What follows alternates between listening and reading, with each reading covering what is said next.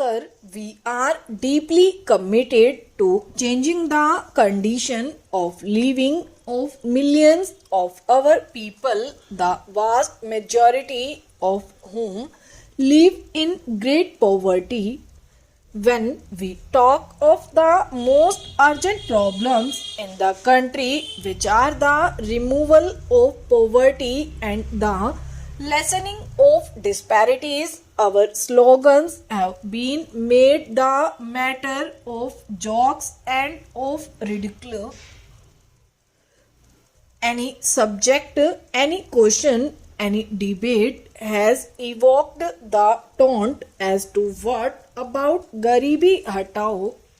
Surely poverty is too agonizing a state to be joked about except by those who have no idea what it is and have no real sympathy with those who live in the state of poverty. If you want to look at the question seriously and sincerely, we know that the poverty of ages cannot be wiped out in a few weeks, a few months, or even a few years. Anybody who pretends that he can do so is obviously trying to mislead the public. We have never said that we can achieve this by a miracle. We have never said that it can be done by magic. We have always said that certain steps have to be taken, deliberate, determined steps, and by those steps we will remove the poverty of this country. But this also requires a change in social outlook. There is talk of compensation. Even today we have heard some of it. Everyone knows that this is a subject about which I feel very strongly, and I would like to put my views before the House as I have put them on previous occasions. When we talk of compensation, it is compensation for land, compensation for a place or a big house. I should like to ask honorable members, what about compensation for injustice? What about compensation for forced labor, for the eviction of landless people, for land unfairly grabbed? What happens when a mill is closed, its machinery run down, its reserves eaten away, even provident funds diverted to private purposes? A small man's business is closed and a partner driven to the street and other such things of the capitalist system. I remember there is a small group of people in Bihar. They were among the first who came forward in the freedom struggle. Their lands were taken away by the Britishers, and up till now we have not given them that land.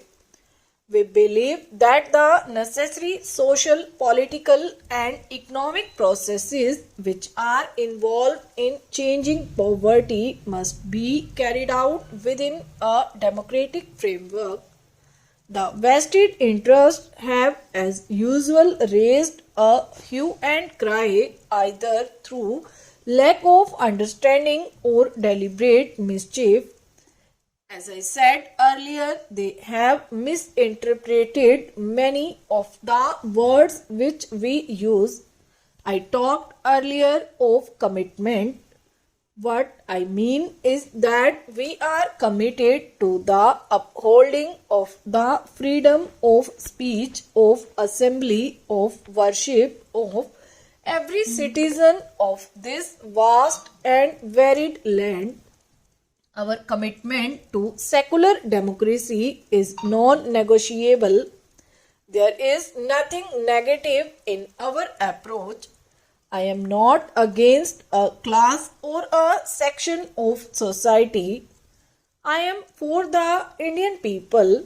I know that they cannot be strong while poverty is deep and widespread. I know that they cannot be united while there are disparities and while all sections, including the minorities, do not have a full sense of security and a full sense of participation in the development of the country. Democracy is not worth much if it does not involve all the people. I can assure this House and the country that our commitment to upholding in every possible way the fundamental rights of our citizens remains absolute. Even when we speak of imposing certain restrictions on property rights, our intention is not to abolish property. Only where property rights are in conflict with public purpose, the public purpose must hold sway. Our people understand this. In the last elections, every possible attempt was made to scare the people and to mislead them into believing that all property would straight away be taken away. Those who indulged in such a propaganda miscalculated and underestimated the wisdom of our people, a wisdom based not on formal education but on personal experience. Some of us have joked and some have shown temper and some have sincerely pleaded their cause, but I would urge all honorable members to approach the issues involved in our amendment with calm and sober reflection.